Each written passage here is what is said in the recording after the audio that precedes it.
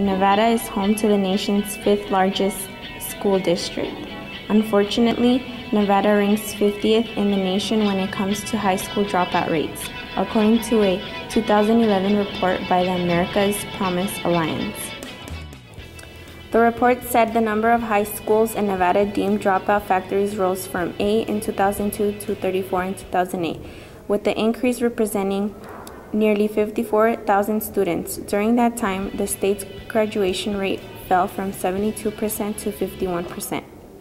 The term dropout factory refers to schools where fewer than 60% of students who started as freshmen remain enrolled 4 years later. Desert Pines High School is a culturally diverse school in the lower economic region of Las Vegas, Nevada. For years, it had the largest percentage of dropouts in the Clark County School District. Since becoming principal, Dr. Tim Stevens has taken several steps to try to decrease the dropout rate, which has fallen 4% in the last 5 years. Traditionally at Desert Pines High School, we've been decreasing our dropout rate at a pretty steady rate. About 5 years ago, we were averaging right around 8–9% dropout rate. 2 years ago, we got all the way down to 4.6, which was commensurate with the districts, which is really good for Desert Pines, meaning that our dropout rate went really low.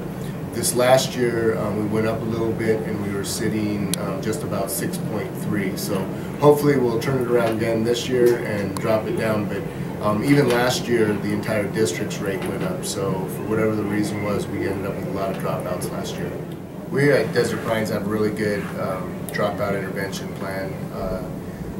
Part of it is based upon success, in other words, encouraging the students, and some of it's based upon punishing students. And so really depending on what type of student you have, depends on what type of incentive we're going to put in place.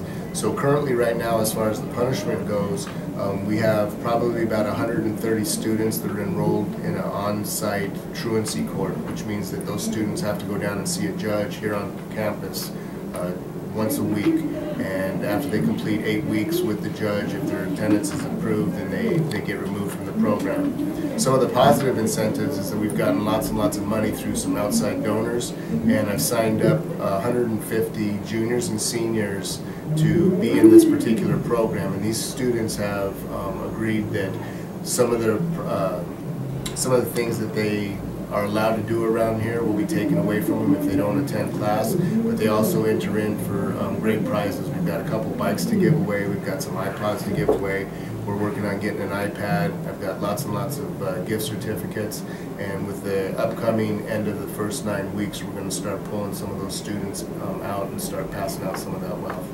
Anita Wilbur, principal of the Academy of Individualized Study, works in conjunction with the Truancy Center at Desert Pines to assist students who are in danger of dropping out.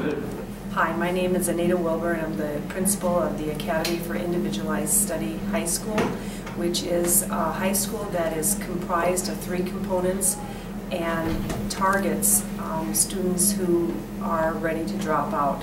We're basically the safety net that provides students a last chance opportunity before they actually drop out or get lost in the system. Virtual high school is an optional educational path available to students in the Clark County School District who for various reasons may not be able to attend a traditional high school. As you know, the dropout rate is on everybody's mind these days, and what we're trying to accomplish in the Clark County School District is provide educational options for all students. Whether they're having life issues or they're having career moves they'd like to do, everybody, whether in virtual high school or the other educational options out there, are seeking ways to combat those dropout rates. What is unique about virtual high school is that not only can you take classes that might not be offered at your school campus, but you can also take classes to get ahead. We offer honors and AP classes as well. Some students would like to make up classes. Maybe something happened and they had to leave school, so they weren't able to finish those courses. But what virtual high school does is offer an option in which to make up those classes or credits to help everyone graduate on time. Dropout prevention strategies vary widely.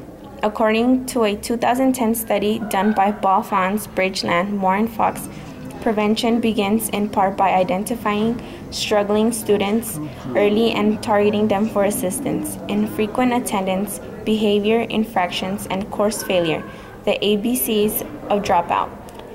More accurately predict whether a student will drop out of high school than do social-economic factors. Barbara Collins says she sees similar finding at Desert Pines High School. I think dropout rates across the district are extremely high. We average about 50%. It's very sad.